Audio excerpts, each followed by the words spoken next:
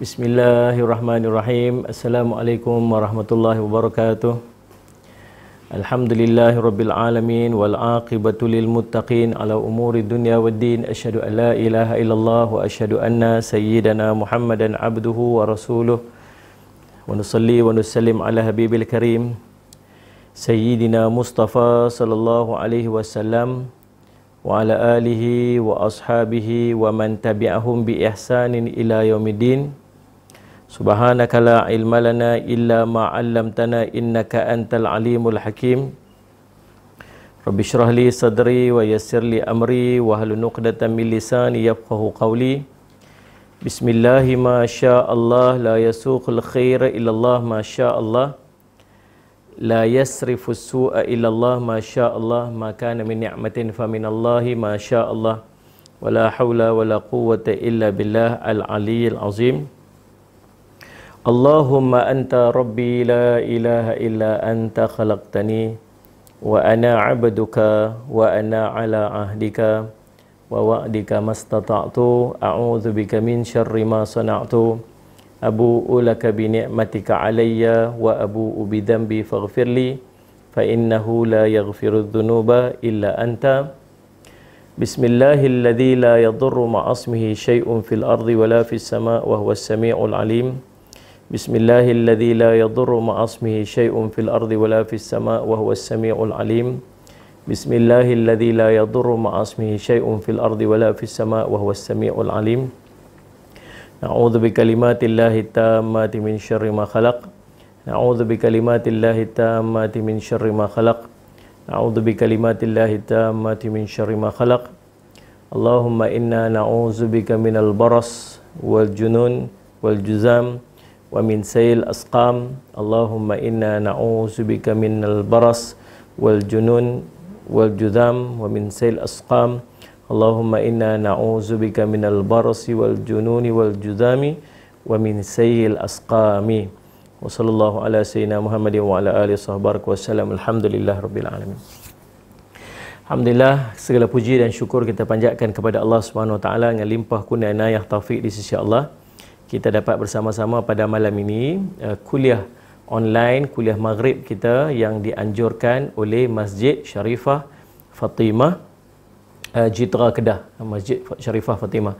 Saya ucap terima kasih dan ucap tahniah kepada pihak Masjid Sharifah Fatimah yang menganjurkan program online yang macam ni dalam usaha kita untuk walaupun kita berada dalam PKP, Perintah Kawalan Pergerakan, tetapi kita masih lagi dapat meneruskan menyambung kuliah-kuliah pengajian kita walaupun secara online.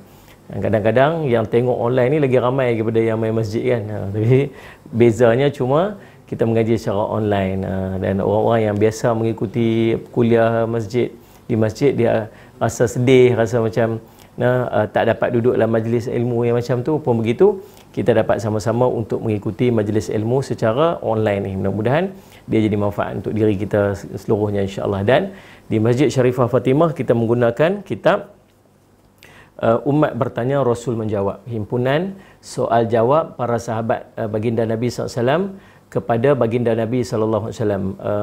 Saya himpunkan lebih kurang 40 hadis-hadis daripada kitab-kitab hadis, menghimpunkan soal jawab para sahabat Nabi SAW. Dia bertanya soalan-soalan kepada Nabi dan Nabi SAW jawab.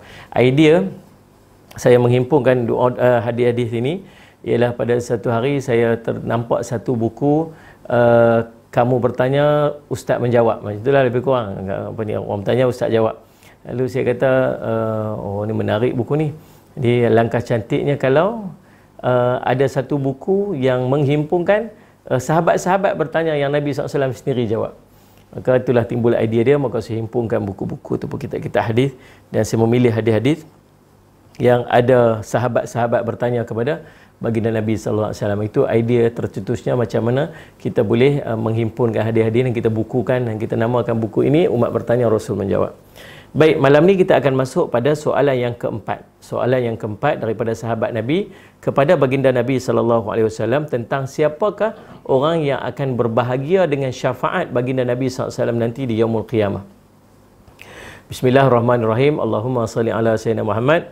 An Abi Hurairah an Abi Hurairah radhiyallahu anhu qala qila ya Rasulullah man as'adun nasi bi syafa'atika yaumal qiyamah. Qala Rasulullah sallallahu alaihi wasallam laqad dhanantu ya Aba Hurairah an la yas'aluni an hadzal hadits ahadun awwalu minka lima ra'aitu min hirsika 'alal hadithi as'adun nasi bi syafa'ati yaumal qiyamah man qala la ilaha illallah khalisan min qalbihi aw nafsihi aw kama qala Rasul sallallahu alaihi wasallam, rawahul Bukhari. Daripada Abu Hurairah radhiyallahu anhu bahawa dia berkata, ditanyakan kepada baginda Rasul sallallahu alaihi wasallam, wahai Rasulullah, siapakah orang yang paling berbahagia dengan syafaatmu pada hari kiamat? Maka Rasul sallallahu alaihi wasallam menjawab, aku telah menduga wahai Abu Hurairah, tidak ada orang yang mendahuluimu dalam bertanyakan masalah ini, kerana aku lihat betapa perhatian kamu terhadap hadis. Orang yang paling berbahagia dengan syafaatku nanti di hari kiamat adalah orang yang mengucapkan la ilaha illallah khalisan, dengan ikhlas dari hatinya ataupun jiwanya. Hadis Bukhari tercatat dalam bab ilmu kesungguhan untuk mencari hadis. Baik, tuan-tuan sekalian, Allahumma salli ala Sayyidina Muhammad. Pertamanya tuan-tuan, kelebihan Allahumma salli ala Sayyidina Muhammad mempelajari ilmu hadis. Nah, ini yang dihimpunkan oleh ulama. Nabi SAW sebut kepada Abu Hurairah radhiyallahu an, bila Abu Hurairah tanya dekat Nabi SAW satu soalan tentang siapakah yang akan mendapat kenikmatan, kebahagiaan dengan syafaatmu nanti di yaumul qiyamah. Nabi SAW tak direct jawab apa yang ditanya oleh Sayyidina Abu Hurairah radhiyallahu an, tapi Nabi SAW memulakan jawapan dia dengan apa? Dengan menghargai soalan yang ditujukan oleh Abu Hurairah radhiyallahu an. Ini dia panggil, Allahumma salli alaihi, kelebihan orang-orang yang hebat, orang-orang yang alim dalam bermuamalah bersama dengan orang yang lain. Nah, tengok macam mana Nabi SAW appreciate Sayyidina Abu Hurairah radhiyallahu anhu.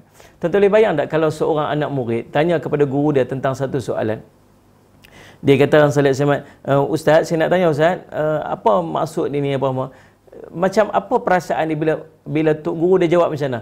Dia kata, alhamdulillah, saya rasa sangat gembira dengan soalan ni, sebab ini menunjukkan yang kamu ni bersungguh-sungguh untuk belajar. Apa perasaan?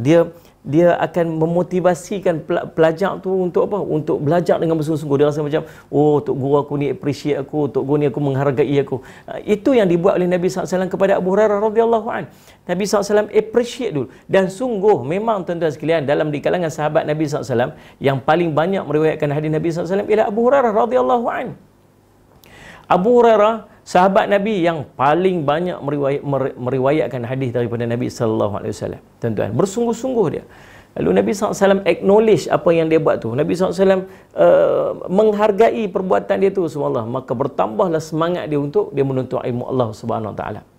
Tuan-tuan yang dirahmati oleh sekalian. Jadi, kelebihan mempelajari ilmu hadis. Ilmu hadis ialah ilmu-ilmu yang berkaitan dengan perkataan Nabi, perbuatan Nabi ataupun diam Nabi SAW disebut sebagai hadis daripada baginda Nabi SAW. Nah, ulama sebut menyibukkan diri dalam ilmu agama merupakan antara ibadah terbaik yang dapat menghampirkan diri kita kepada Allah. Justru amalan terbaik untuk mencari kedudukan yang paling tinggi ialah dengan mendalami ilmu, terutama ilmu yang berkaitan dengan hadis nabawi. Sesiapa yang berusaha dalam ilmu ini dan memberi tumpuan berkhidmat kepada ilmu ini, maka dia akan mendapat kemuliaan yang tinggi, ganjaran yang besar dan memperoleh kebahagiaan dunia hingga akhirat. Sunnah merupakan ilmu yang paling mulia. Belajar tentang sunnah ataupun hadis Nabi SAW, ini di antara cabang ilmu yang paling mulia. Dan tinggi kedudukannya selepas daripada Al-Quran Al-Karim. Sunnah berfungsi sebagai penerang ataupun penjelas bagi Al-Quran. Rasulullah SAW diberi tanggungjawab oleh Allah untuk menjelaskan dan mentafsirkan kitabnya. Allah berfirman, yang maksudnya, Allahumma salli ala Sayyidina Muhammad, kami turunkan kepada kamu peringatan. Salli ala Sayyidina Muhammad. Ustaz, mana ayat dia? Saya tengok.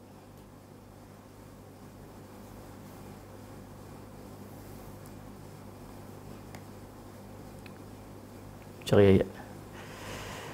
Allah sebut dalam Quran, salli ala sayyidina Muhammad, bil bayyinati waz zubur wa anzalna ilaika dzikra litubayyana lin-nasi ma nuzila ilaihim wa la'allahum yatafakkarun.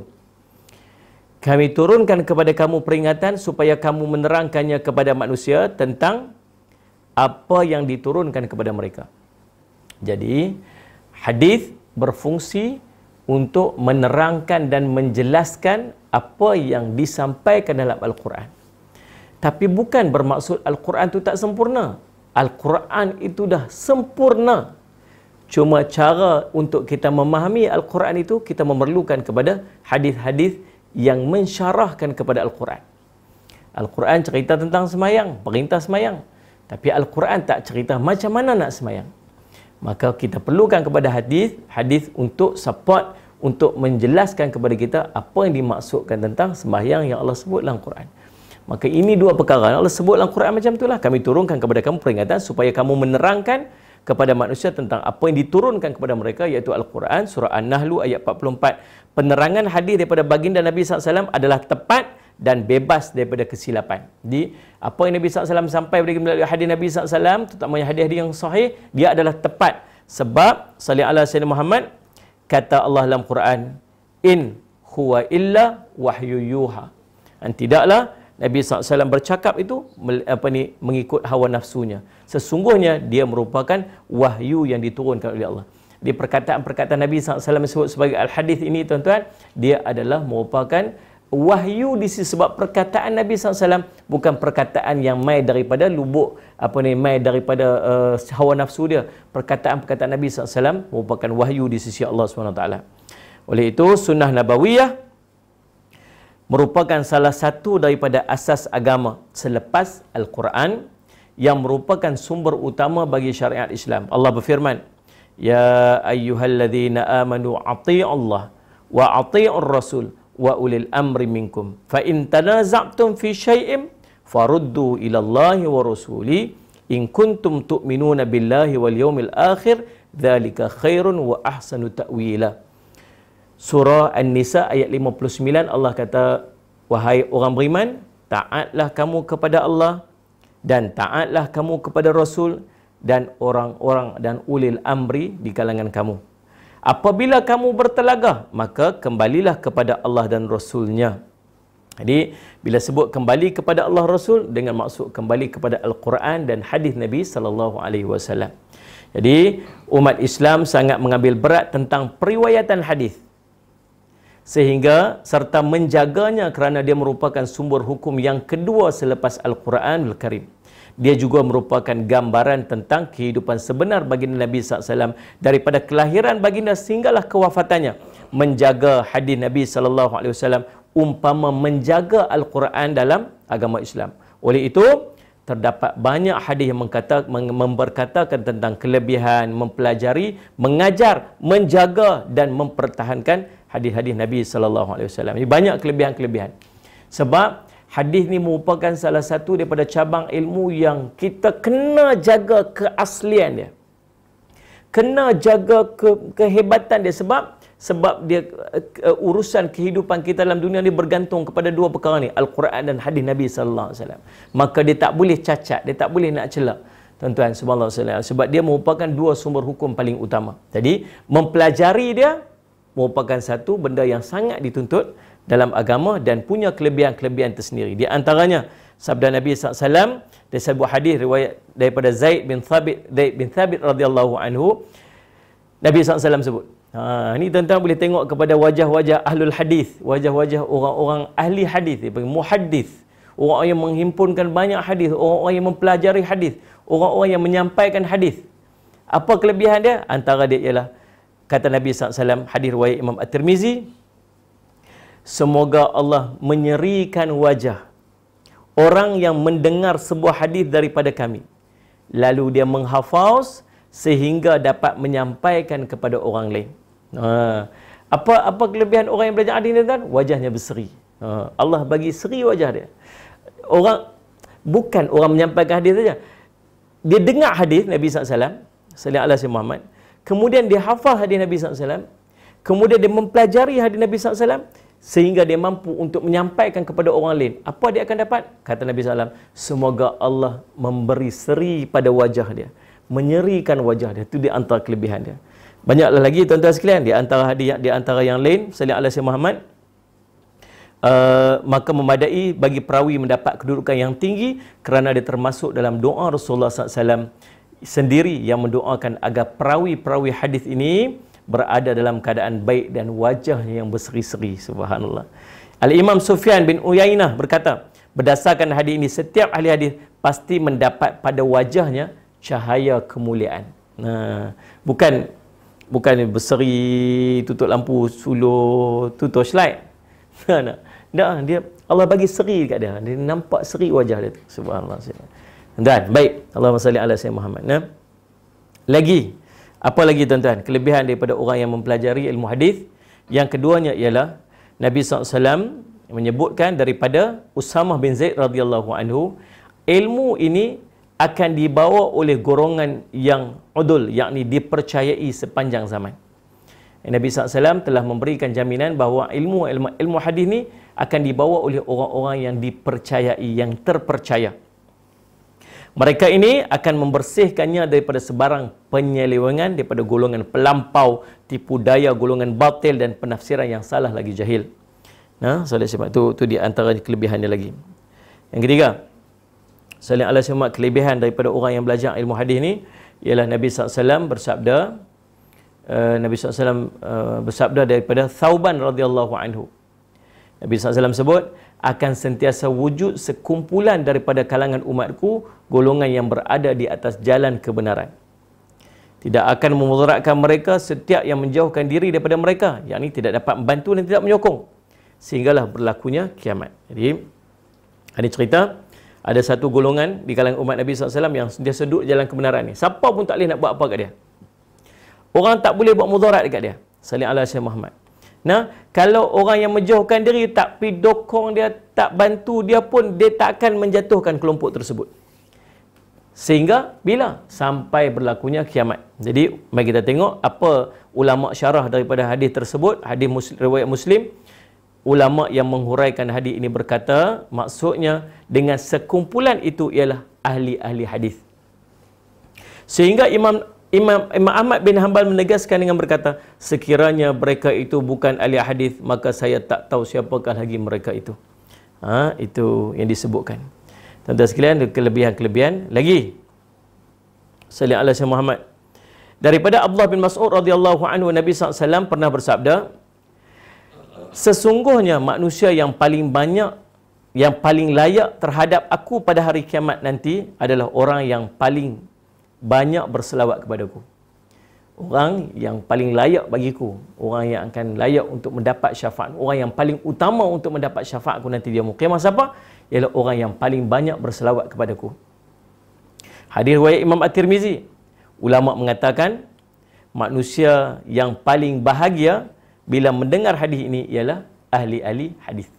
Pasal apa? Sebab setiap kali, sebab dia duduk bicara tentang Nabi SAW. Duk bincang tentang perkataan-perkataan Nabi SAW. Bila kita cerita tentang Nabi, kita cerita tentang perkataan Nabi, tentang perbuatan Nabi, apa di antara perkataan yang paling banyak disebut? Ialah nama Nabi SAW. Tidak ni? Kalau kita cerita sejarah hidup Rauf, contoh. Kenal Rauf kan? Kalau kenal lah saya sebut namanya. Kalau tuan-tuan sekalian, kita cerita tentang sejarah hidup dia, apa yang nama siapa yang paling banyak kita sebut? Nama dia lah. Jadi, bila kita cerita tentang Nabi SAW, nama siapa yang paling banyak kita sebut? Nama Nabi SAW. Dan setiap kali sebut nama Nabi, maka kita akan berselawat pada Nabi SAW. Sebut nama Nabi, selawat pada Nabi. Sebut nama Nabi, selawat pada Nabi. Maka orang yang paling bahagia dengan statement Nabi SAW ini ialah orang yang menjadi perawi-perawi hadis ataupun orang yang mempelajari ilmu hadis. Sebab mereka lah orang yang paling banyak bercakap tentang Nabi SAW, dan setiap kali mereka bercakap tentang Nabi, sudah pasti mereka akan berselawat kepada baginda Nabi SAW. Jadi, mereka lah orang paling gembira bila Nabi SAW sebut, nanti di hari kiamat orang yang paling aula untuk mendapat syafaat dengan aku nanti ialah orang yang paling banyak berselawat kepada aku.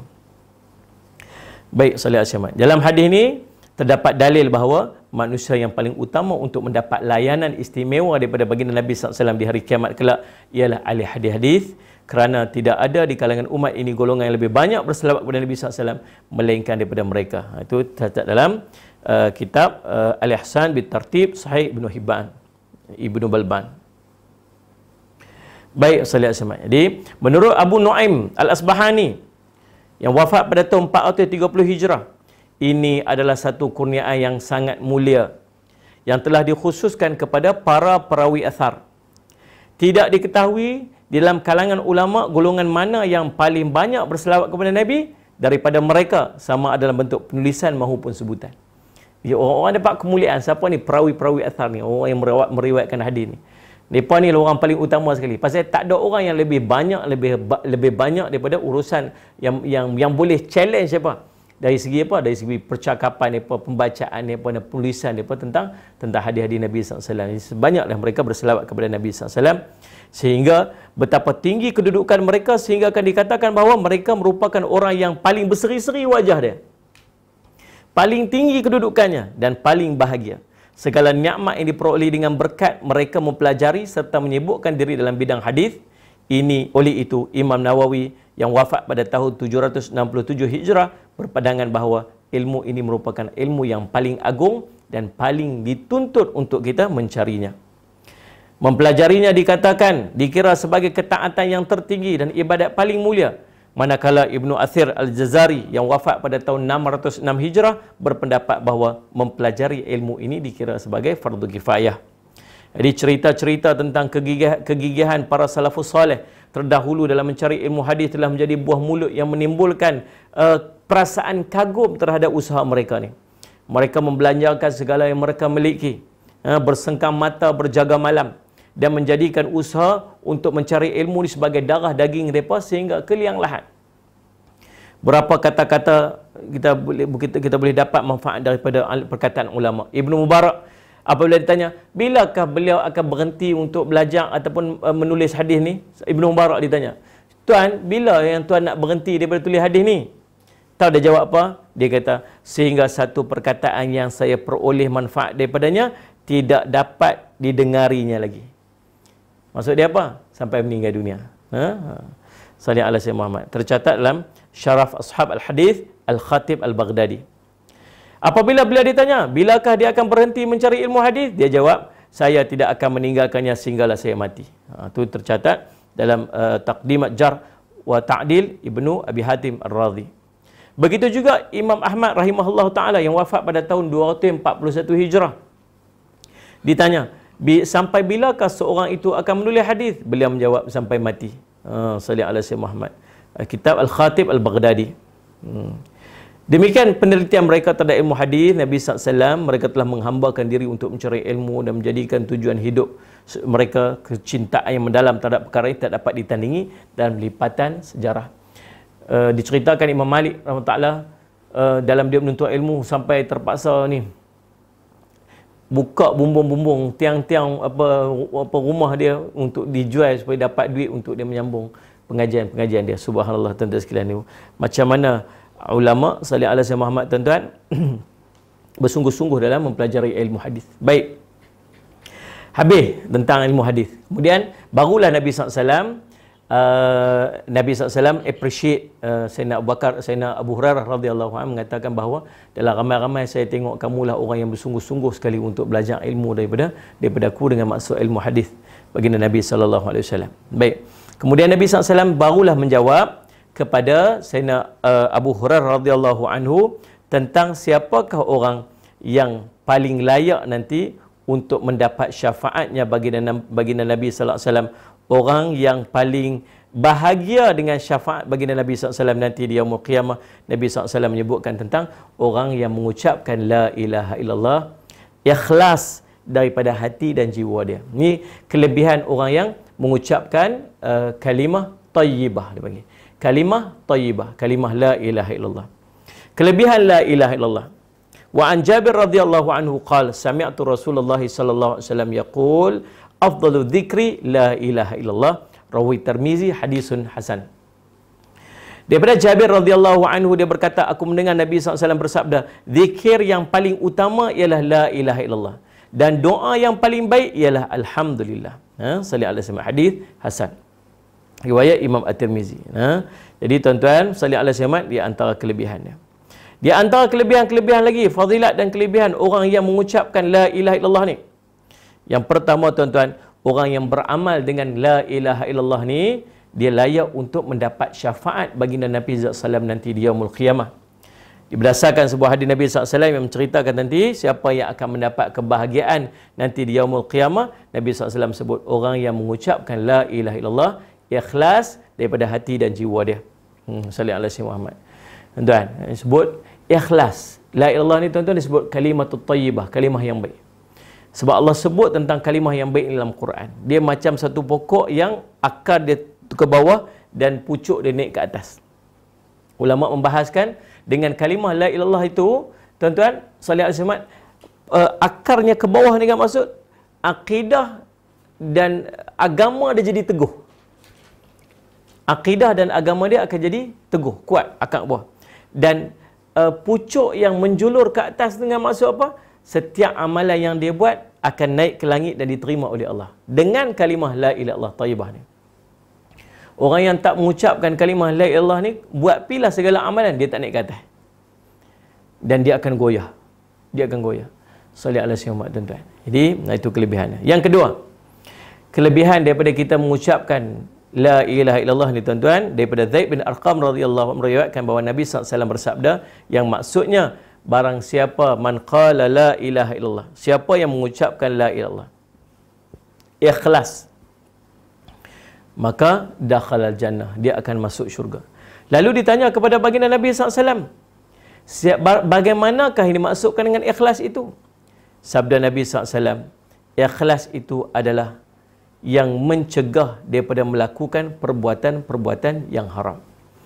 Dia faham daripada hadis ni, cerita hadis riwayat Imam At-Tabarani ini, Nabi SAW ceritakan tentang orang yang mengucapkan la ilaha illallah ikhlas, dia akan masuk syurga.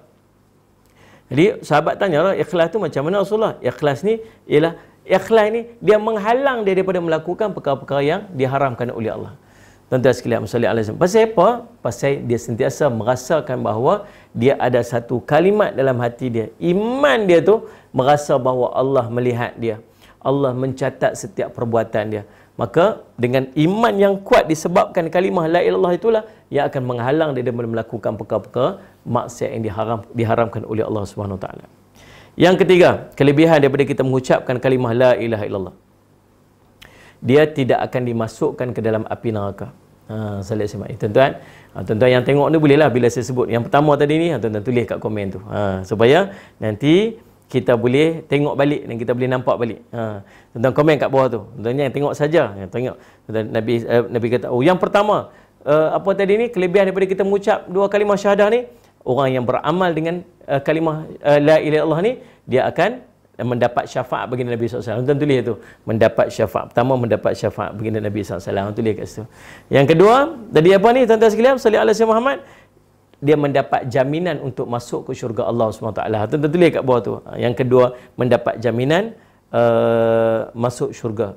Yang ketiga, kelebihan daripada kita mengucapkan dan berzikir dengan kalimah la ilaha illallah ni, tuan-tuan, ialah daripada Umar radhiyallahu anhu meriwayatkan bahawa beliau mendengar baginda Nabi SAW bersabda yang maksudnya, aku mengetahui satu kalimat yang tidaklah seorang hamba pun yang mengucapkannya dan membenarkannya dengan hati, kemudian dia mati dengannya, melainkan haramlah ke atasnya neraka jahanam.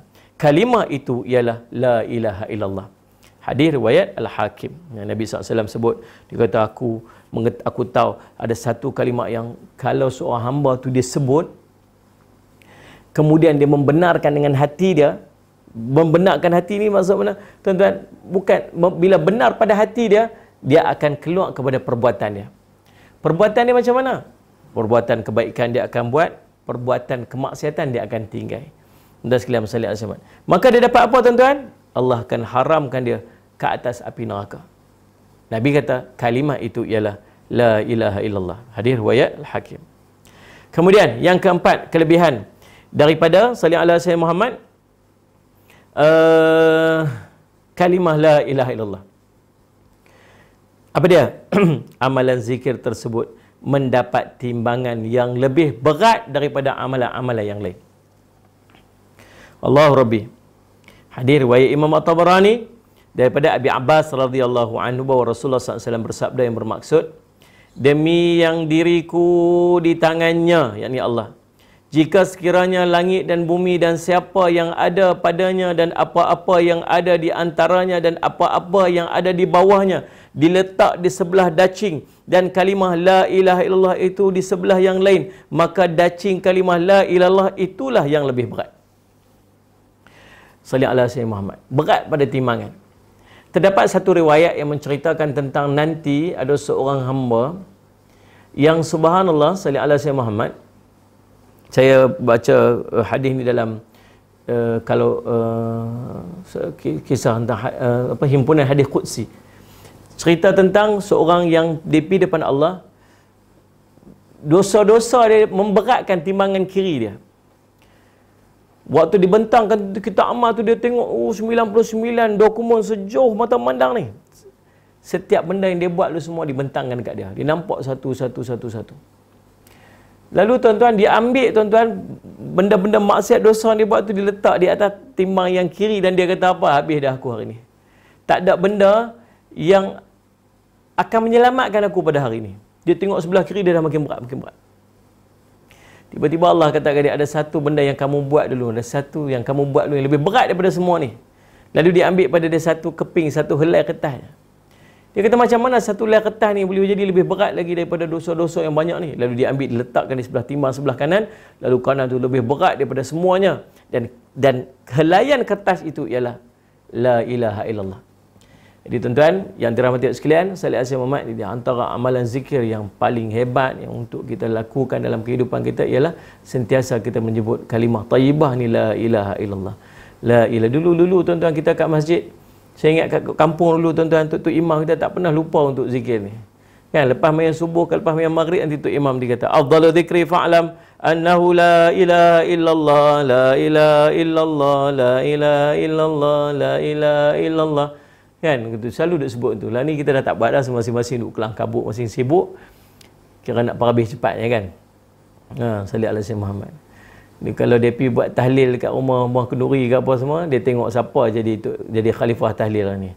Kalau tengok tu imam tua jadi, dia kata lambat kita nak makan hari ni. Dia tahlil dia panjang sikit kan.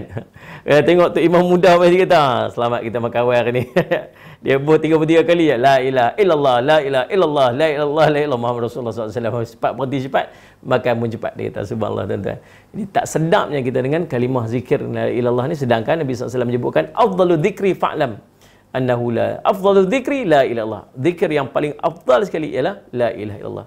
Tuan-tuan, dia panggil apa? Kita refresh kalimah thayyibah kita. Kita refresh syahadah kita.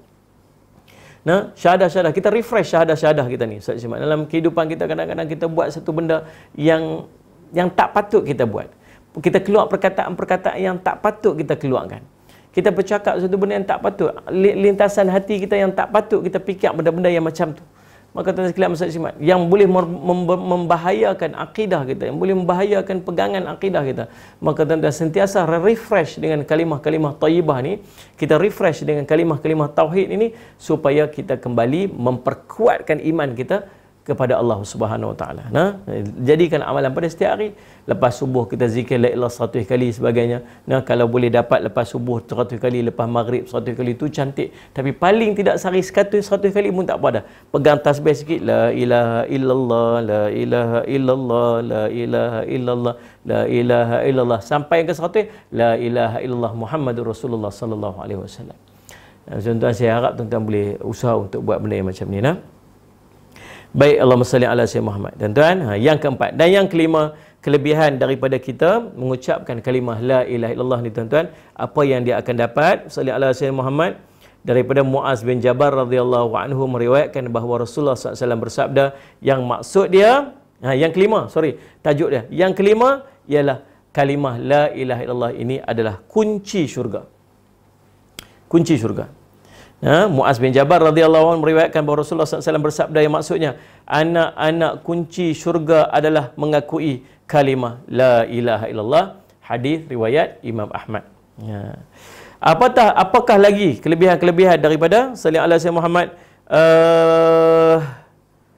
la ilaha illallah? Mari kita tengok lagi. Ada lagi tak kelebihan-kelebihan yang lain? Ada lagi. Antaranya lagi dibebaskan daripada api neraka. Berapa dah ni? 6 dah. 6 dah kan? Yang pertama tadi syafaat Nabi SAW. Yang kedua tadi apa dia? Masuk syurga. Yang ketiga tadi diharamkan pada api neraka. Yang keempat ni gaya tulis bukan main. Ni berat timbangan. Yang kelima ni anak kunci syurga. Saja tuan-tuan. Tengok depa tulis khusyuk sangat kat tepi ni. Dia macam tu ya. Ni tanya sekali gentle. Baik, Allahumma salli ala sayyidina Muhammad. Baik, tuan-tuan yang dirahmati sekalian, salli ala sayyidina Muhammad. Apa dia tambahan yang keenam? Yang keenam dibebaskan daripada api neraka. Anas bin Malik radhiyallahu anhu ketika Nabi SAW mendengar muazzin mengumandangkan azan, lantas sampai pada ucapan asyhadu an la ilaha illallah, lalu baginda menyebutkan kharajta minan nar, kharajta minan nar, engkau terbebas daripada neraka. Hadis riwayat Muslim. Nabi SAW dia bila sebut macam tu oleh Allah, dia respons kepada perkataan Bilal tadi yang menyebutkan siapa kata la Allah tu dia akan dibebaskan daripada api neraka. Tapi bila muazzin menjawab, bila muazzin menyebutkan asyhadu an la ilaha illallah, kita akan sebut apa? Kita akan kata la haula wala quwwata illa billah. Salati fi buyutikum. Malah ni orang duk sebutkan azan muazzin sebut begitu. Kita kata apa? Kita kata la haula wala quwwata illa billah. Nah, tuan-tuan sekalian, sallallahu alaihi Muhammad. Jadi lah ni masjid-masjid semua kita, pemerintah kita kata jangan pi. Kita ikut je, tak sapi. Tak apalah, tak apa. Sabar sat sementara. Nah, insya-Allah kita yang biasa duduk pergi masjid, Allah bagi ganjaran yang sama, jangan risau. Dan sebenarnya masjid-masjid kita tak tutup, tuan-tuan. Masjid-masjid kita tak tutup. Masjid-masjid kita masih diimarahkan oleh orang-orang yang dibenarkan untuk mengimarahkan masjid. Tuan-tuan, nah, ada Tok Imam, ada Tok Bilal, ada 3 atau 4 orang pegawai masjid yang dibenarkan untuk pergi sembahyang di masjid waktu ni. Orang lain tak dibenarkan pergi. Jangan pergi lagi. Pasal apa? Pasal kita nak hentikan wabak ni, dan kita ucap tahniah yang setinggi-tinggi tahniah. Beribu-ribu tahniah kan. Sedap. Lama tak dengar lagu tu. Beribu-ribu tahniah. Kita ucapkan jutaan tahniah kita kepada pihak-pihak kerajaan, pada pihak Kementerian Kesihatan, pada pihak polis dan pada pihak tentera, pada pihak semua pihak yang duduk di front line, duduk di barisan hadapan ni, yang berusaha bersungguh-sungguh untuk menyekat salih alaihi wasallam daripada penyebaran wabak ni. Dan mengikut kepada ketua pengarah kesihatan tadi ni, dia telah menyebutkan bahawa subhanallah, nampak dah positif dia dan nampak dah kesan daripada apa yang dia usahakan ni. Dan hari ni alhamdulillah lebih daripada 100 orang yang sembuh kan hari ni saja. Subhanallah tuan-tuan, bukan sakat bukan sakat jumlah infection, jumlah yang infected itu dah makin menurun, nampak graf dia, dan jumlah yang sembuh juga makin meningkat. Saya cuba untuk positif pada setiap hari. Positif saya ni, tuan-tuan, cara saya nak melihat positif ialah saya selalu duk tanya berapa orang yang sembuh hari ni. Saya dah tak tanya berapa orang yang kena hari ni. Yang kita nak tahu ialah berapa orang yang sembuh hari ni. Sebab dia bagi kita rasa positif, dia bagi kita rasa, bagi ada harapan. Nah, sallallahu alaihi wasallam, bagi ada rasa macam ketenangan. Mudah-mudahan Allah mengkabulkan doa-doa kita, sembahyang-sembahyang hajat yang kita buat, doa-doa kita baca Al-Quran, kita zikir-zikir kita ni. Mudah-mudahan Allah pandang dan Allah melepaskan kita ni daripada wabak dan bencana yang sedang berlaku sekarang ni. InsyaAllah tuan-tuan sekalian. Jadi tuan-tuan, bebas daripada neraka. Yang keenam, bebas daripada neraka. Kharajta minan nar, Nabi sebut, maka engkau akan terbebas daripada neraka. Hadis riwayat Imam Muslim. Yang berikut dia, yang ke berapa? Jawab laju lah, dia tahu nak kena tanya kan. Yang ketujuh, yang ketujuh, apa dia ni? mudah untuk masuk syurga. Yang tadi sebut apa ni? Wajib syurga. Yang ni mudah pula untuk masuk syurga. Nah, daripada Muaz bin Jabal radhiyallahu anhu, Nabi SAW bersabda, "Man kana akhiru kalamihi la ilaha illallah dakhala jannah." Siapa yang akhir perkataan dia, kalam dia yang paling last sekali ialah la ilaha illallah, maka dia akan masuk syurga. Hadis riwayat Abu Daud, Imam Ahmad, Al-Hafiz Abu Tahir mengatakan bahawa hadis ini adalah hasan. Syekh Shu'aib Al-Arnaud mengatakan bahawa hadis ini sahih. Namun sanad hadis ini hasan. Man kana akhiru kalamihi la ilallah. Siapa yang salli ala Sayyidina Muhammad. Siapa yang pada akhir kalam dia, siapa yang penutup kalam dia, akhir kalam dia dengan la ilallah, dia akan masuk syurga. Tuan-tuan, orang yang last word dia, alhamdulillah. Last word dia la ilaha illallah. Tuan-tuan, bukan senang nak dapat penutup kalam dengan la ilaha illallah. Dia macam lori ya tuan-tuan. Lori ni kalau dia bawa sayong, kalau terbalik dia keluar sayong. Kalau lori bawa tanah, dia terbalik, dia keluar tanah. Apa yang dia bawa dalam hidup dia, yang tu akan keluar bila dia terbalik nanti. Tak? Orang yang rajin zikir, di hujung dia akan sallallahu alaihi Muhammad melafazkan perkataan zikir. Orang yang biasa melafazkan zikir, di hujung perkataan dia nanti dia akan melafazkan zikir.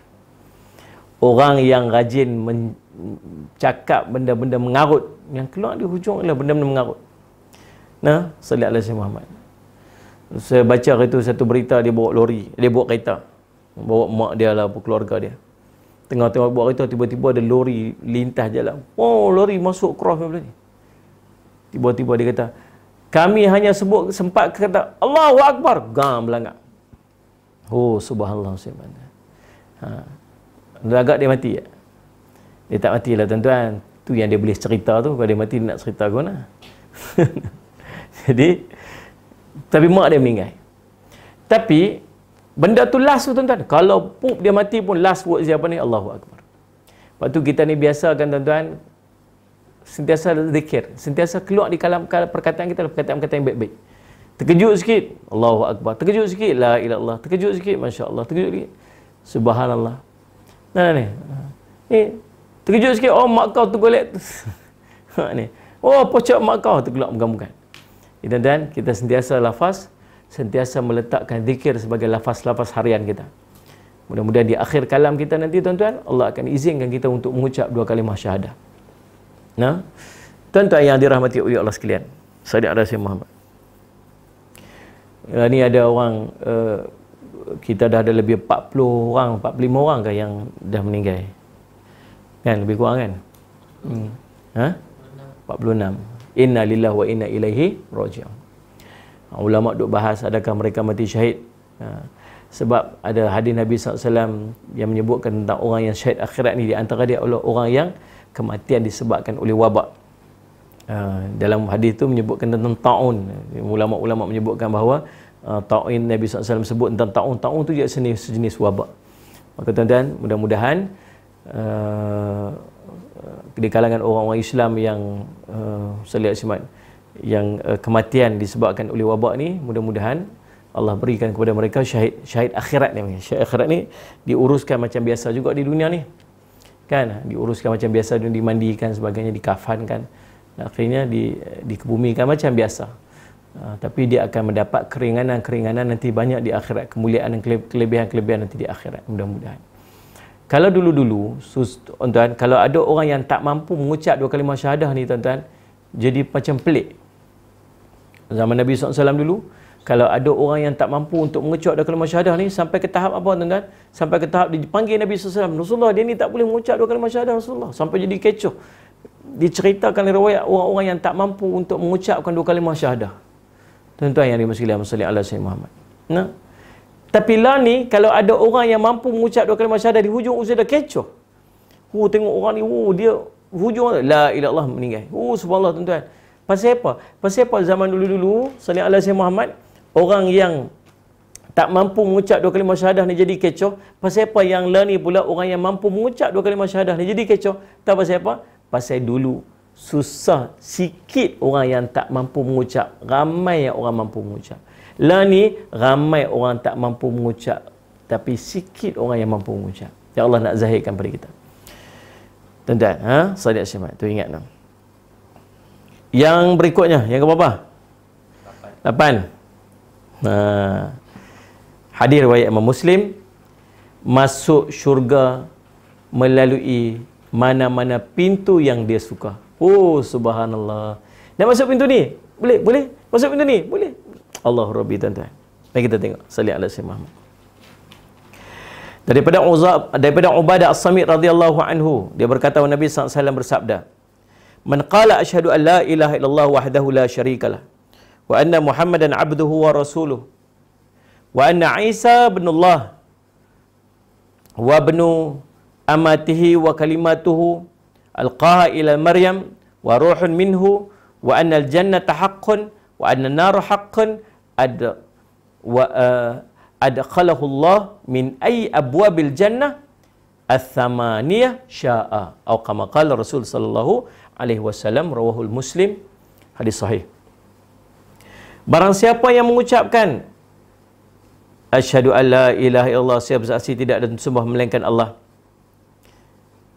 kecuali Allah semata, tidak ada sekutu baginya, Muhammad itu adalah hambanya dan utusannya, dan bersaksi bahawa Isa adalah hamba Allah dan anak daripada hambanya, dan kalimatnya sampaikan kepada Maryam serta roh darinya, dan bersaksi pula bahawa syurga itu benar adanya dan neraka pun benar adanya, maka Allah pasti akan memasukkannya ke dalam syurga daripada 8 pintu syurga yang mana saja dia kehendaki. Hadis riwayat Imam Muslim. Jadi tuan-tuan, itu di antara dia. Salli ala Sayyidina Muhammad. Jadi tuan-tuan yang dirahmati sekalian, salat Jumaat itu di antara kelebihan-kelebihan orang mengucapkan kalimah la ilaha illallah. Baik.